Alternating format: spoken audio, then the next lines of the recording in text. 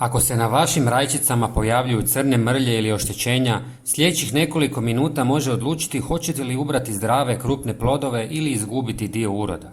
Kolovoz je najvažniji mjesec za rajčice jer upravo sada najbrže dozrijevaju i najosjetljivije su na vršnu trulež. Danas ću vam pokazati potpuno prirodnu prihranu koju koristim krajem ljeta.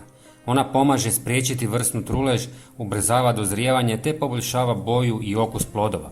No postoji jedan sastojak koji većina vrtlara uopće ne koristi, a upravo on pomaže biljci da puno bolje iskoristi hranjive tvari.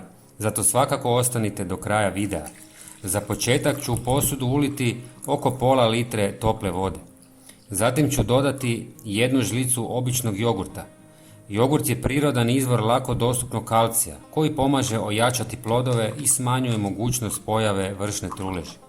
Odmah nakon toga dodat ću 1 žlicu drvenog pepela. Drveni pepel bogat je kalijem koji je tijekom kolovoza izuzetno važan za rajčice. Kalij potiče brže dozrijevanje, pomaže na kupljenju prirodnih šećera u plodovima, poboljšava njihov okus i doprinosi intenzivnijoj ujednačenoj crvenoj boji.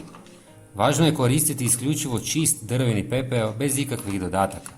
Ja koristim pepeo koji mi ostane nakon roštilja. Prije nego vam pokažem sastojak koji ovu prihranu čini još učinkovitijom, napišite mi u komentarima jeste li ikada koristili drveni pepeo u vrtu i na koji način. U drugu, manju posudu ulit ću malo tople vode.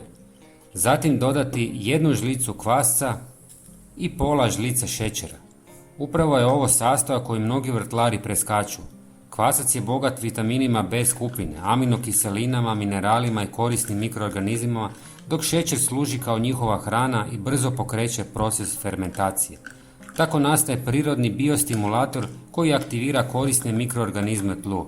Oni ubrzavaju razgradnju organske tvari i pomažu biljci da puno lakše usvaja kalcij, kalij i ostane hranjive tvari iz zemlje.